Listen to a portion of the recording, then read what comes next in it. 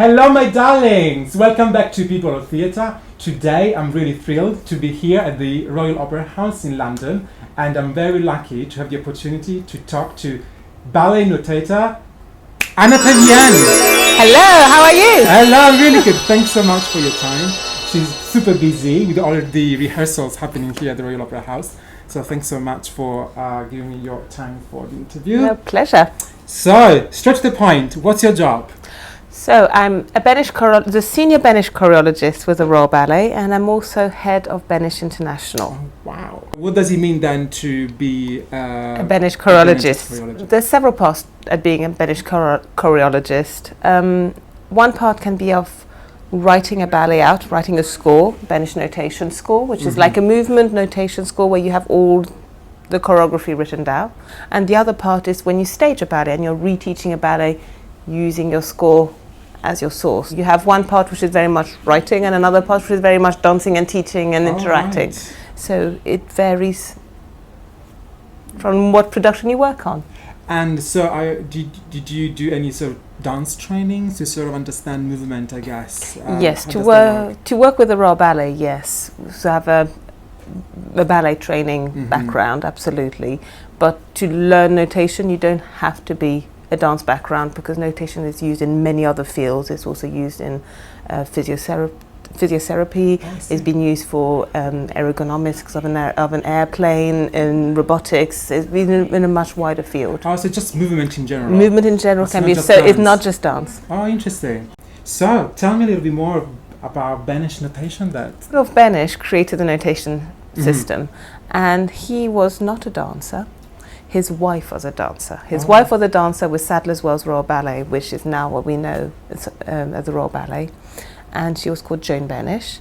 And her husband, Rudolph Benesh, he was an accountant by profession and an artist on the side also. And he would see his wife sort of coming back home and trying to write down her latest bit of choreography, and this time my right arm does this, and my left arm does that, and my right foot does it, my left foot does that, my head does it, and I do this all on count three. And he said, surely there's a better way of writing something. So together they devised this system that's really clear and visual, which I think is really important, particularly for dancers, because they tend to be visual learners. And he had his artist mind, but he also had a very logical brain. I think the mathematical side came quite logically. So the whole notation system is just a very natural progression of three very basic signs. Wow. So how did he come up with this idea? Like, so what's how does he work? He first decided about 5 different landmarks on the body. So we have the floor line, our knee height, our waist, our shoulders, and the top of the head. So by defining 5 distinct areas on the body, you could then measure the height of wherever your limbs are in relation to the floor, to the top of your body, because everything, you need a tool to measure where that is. And by defining 5 places, that actually resembled a lot like a music stave. So we actually use a music stave as a basis, except the lines are slightly wider than a normal music stave, so we can fit all the signs. And then he divides 3 very basic signs. We have the vertical line, a little dot, and a horizontal line. So dash, dash, dash, dot. And horizontal lines was quite easy. Horizontal, level, with a body. He was a painter, and when you paint, you always think of the perspective. When you draw a perspective drawing, you always go a little dot in the distance, the imaginary point. So if you think that, you think the imaginary point's the distance behind, back. Right. So if your hands go behind, that's your dot. And vertical line, you're just going straight ahead. So you have those 3 basic signs. Quite logical, yeah. It's very logical when you think of it. And then you can imagine your basic frame. So you have your center line of your body. You always view the notation as if you're behind the dancer. So you're always viewing it from the dancer's perspective, not from the audience perspective. So your right side, your right, your left's your left. You have your center line. So as you know where your center of your body is, you can measure how far you are from the center as you are in your positions. Inside the stave is what the movement does. Right. Below the stave is where you find information. So people turning, their locations, where they are in relation to other people. Above the stave, you have all the timing, dynamic, quality of the movement. And at the front of the stage, you have who it is. you have little identification of who. So there So you that's have how you have all the details. So you know where to look for the information. So you have above, you have when, inside the stave you have what, below the stave you have where, and who is at the beginning. Oh, wow. So you know exactly where to look for the information. You have just like, it's like a little cartoon. Then you have like picture, picture, picture, picture, little frames, and you then just link up together to make your little cartoon, really. Right, and you build up all the movement. So it's a very visual system like that. And if you have, I'm probably jumping way too far ahead, but if you have many dancers or many people interacting simultaneously, you do like an orchestra score. Each different person has their own stave. You link the staves up and everybody It's interacts. following their own line. I see. Absolutely. So you work like an orchestra then. Right, yeah, I guess. And you're the maestro, so like organizing everybody. Just make sure they're in the right place. Yes.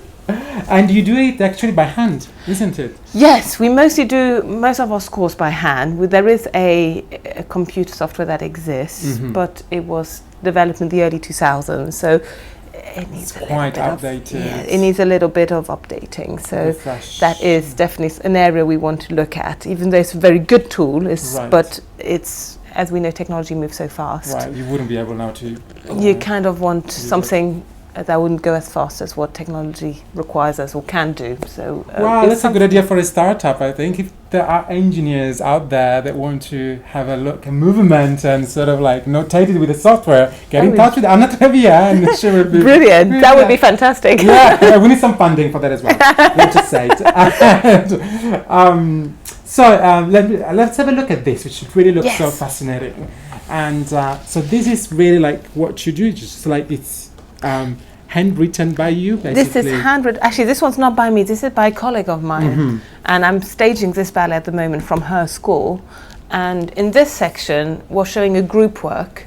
And on the top stave, we have the women. And on the bottom stave, you have the men. And actually, you have three individual women plus 4 quarter ballet women, and then it's 3 individual men plus 4 quarter ballet men, and they're all doing the same thing, the women and the men are all doing the same thing. Okay. You don't need an individual stave if they're doing the same steps.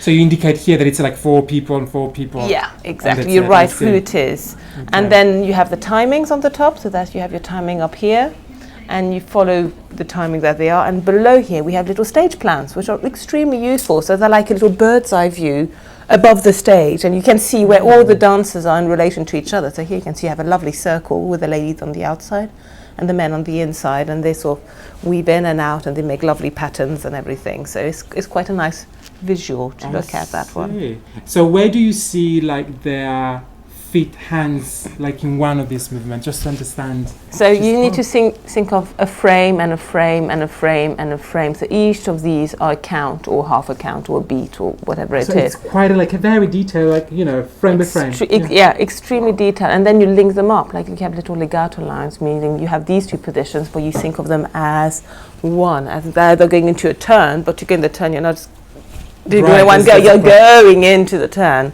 So it takes that amount of time. So here they're the feet, she's in 5th position, the ladies. They have their left foot in front because our little vertical line was in front. Oh. So I know my left foot's in front because I've got my left side in front. And here you've got a dot, so it's my left foot's behind. So you can easily see where those feet are. And here these are my arms, and the arms have a lovely thing that you call movement lines, which shows you the path of where your arms are going. Because if I'm going here, I could go many other ways. I can go you can do any combination you want. So a movement line is like imagining you've got a paintbrush at the end of your finger, then you're drawing in the sky the line of what it would be. Wow! Oh my God! You really register everything. Like also in terms of the, you know, the sentiment, the you add the feeling and everything. Yeah, you have everything, all the technical things, obviously. So you have the technical steps that they are. You have the technical detail. Like here, we have really detailed of how they are touching each other, the partnering, that they are touching this part of the shoulder, they're not touching that part of the arm. It's very precise, so you know exactly where you're touching. Okay. This one is a very soft legato. So here you got these little piano signs, which you have like in music also. You have little piano signs, which means soft movement. So here it's it's a very soft feeling that you have in this pas de deux actually. And here, for example, it's the feeling. You're not just lifting your arm up. The feeling is being led by your elbow. So it's your elbow who's leading the movement and bringing the movement forward. So it's giving you the intention of the movement, of where it's going, so you can get a nice soft feeling, for example. And I'm sure and I should how find do something you, else. like sort of like when you when a new piece is being created, for example, and how do you, are you there in the rehearsal room, really like making it like live, taking notes on this score, I would call it. Probably. Yeah, absolutely. Yeah. Just there with the dancers and you. Absolutely, yeah. No, we're like a script on a film set of some kind. We're just taking all the notes down, going through the whole choreographic process, because it's important that we can get the essence from the beginning of the ballet. Right. You can always catch it later on from a video if you wanted to, but it's much drier. You don't get that feeling of what the choreographer wants. And the choreographer is always, it's always interesting because it's not like a musician or an artist who's just with their instruments or their paintbrushes and pens. You're working with people, with dancers. So your choreographer, the instruments are another human being. Sure. So when you're notating a ballet, you're trying to capture the essence of what the choreographer wants, but then often because the dancers bring something else, it's often a collaboration between both, and you need to find that in between of he wanted that, he receives that, and they found that in between middle ground, and that's the bit we want to keep, or is it the bit that the choreographer wants? So it depends on the choreographers. And how do you place yourself in the rehearsal room? Like, so, like, because it's quite like a tricky position, I guess. I always feel like it's a bit piggy in the middle. Because you're between everyone. Yeah, you've got the choreographer, you've got the ballet masters, you've got the pianists, you've got the dancers, and you're kind of that pivotal person in the between that's trying to just catch all the different subtleties, because you need to know the music, you need to understand the movement, you need to understand how they spatially interact, but also the feeling. Right. And the even though you want to go into the nitty-gritty detail of everything, you also need to have the overall view of the whole production and understand how it visually looks. So you'd be able to have to zoom in and also zoom out and have the widescreen shot of the whole thing. Wow. And I guess it's of course very important when shows need to be restaged here at the Royal Opera House, but also for the future generation, is a way of preserving, the dance. It's quite a huge responsibility. It is.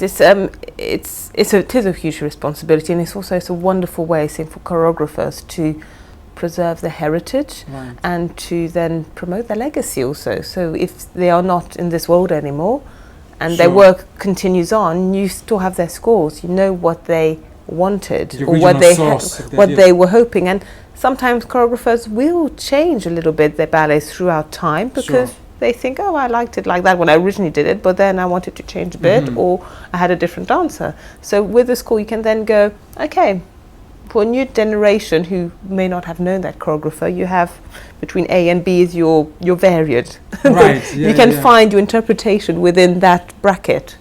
So it's interesting. And it's all them here. That's a portion of them. A portion of them, I guess. Those are the ones that we have here at the Royal Ballet, and these are actually not the originals. These are the copies we work with, because we store all the original off-site for fire hazards. Oh, right. So for security reasons, whenever we write our master scores, the proper definitive version, we send them into a special off-site, fireproof and everything, and we have the copies that we work with, because in the studio, day one, I arrived in the room and page was torn, and I was like, oh, it was a beautiful score before I arrived in the room, and in 10 seconds a page went. I was like, oh, I can't imagine people like stepping on it all the time. It just happened yesterday. I was on with the music. I tend to put my score on a music stand, because this one's okay, but they do weigh quite a bit after a while. This one already. It is already quite a bit, but some of them are even bigger. And at just end of the day, the music stand fell and all the paper went everywhere. Luckily, all the pages are numbered. That's the good part. That's good. And I had some very nice, helpful dancers who helped me tidy it up. So teamworking. Absolutely. And do dancers then come back to you from time to time to understand what the steps? Maybe they forget something. How do they do that? It's very individual. It very much depends on every situation and how involved one is in with the ballet. It can be during the restaging process that they're asking questions. It can be second cast who sometimes have less rehearsals and they're on the side trying to learn, but they don't get their space, and then they sort of hesitate, and they see a lot of things often the second class, because they're watching a lot more, and they kind of go, they're doing different from that person, which one is it? And they come on the side and go, was it on 5 or was it on 4? And you kind of go, well, it's supposed to be on 4 or whatever. So that's another situation which happens quite often sometimes.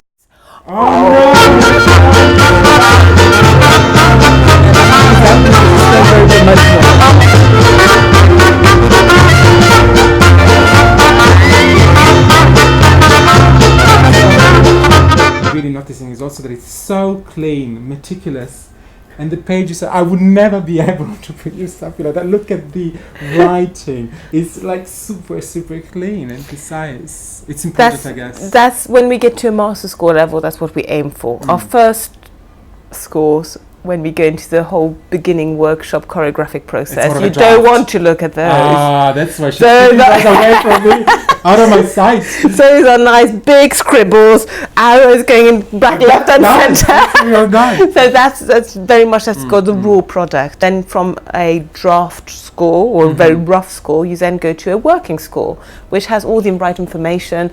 It's got maybe a few straight lines and a bit neater, and then hopefully then you get to the master score, which will be the reference score, we would say. So it's kind of a 3-stage process that we have, because the aim of it is not to have a score to be sitting on the shelf.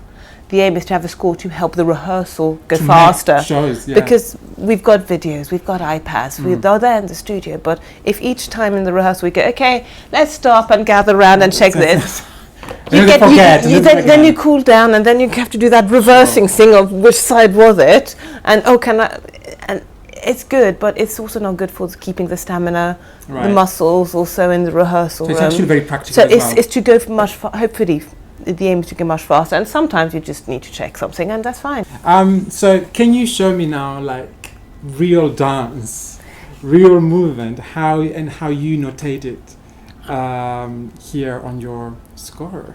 Absolutely. So here we have an extract of Bayadere, of the third shade variation, and actually this is an extract who's written on the computer software that we were talking about earlier. So it's very good, particularly for solo work, but when you get to group work, it gets not so good.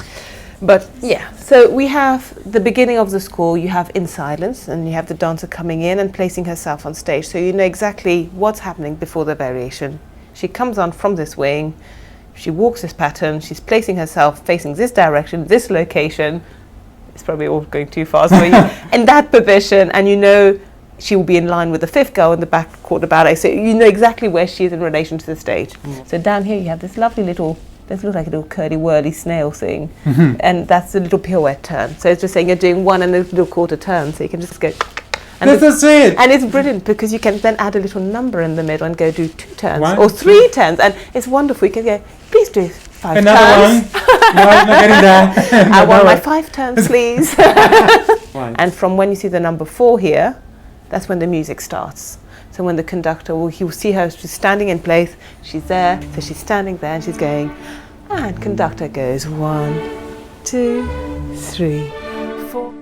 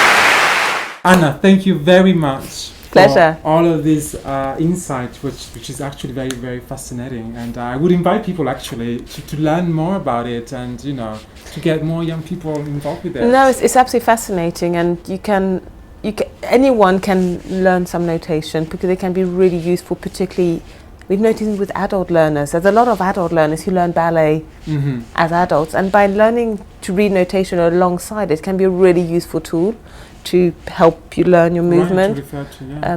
And Benesh International does offer a lot of distance learning courses which are very flexible, and they're in English, in Chinese and in Spanish. Chinese even, wow. Yeah. And they're very easy and manageable bite sizes, just to be able to read some basic notation, which can be really useful for anyone. Well, I don't know if I told you, but I do take ballet class, in fact. Who knows? I might do this as well. Brilliant. Anna, thank you very much for your time. Thank you. Thank you. It was a real pleasure. Oh, thank you. Thank you. And you guys, thanks a lot for following me, and do please get in touch through my website, peopleoftheatre.com, and like me on Facebook, love me on Instagram, and follow me on Twitter, and I'll see you next time. People of Theatre, from stalls to stage.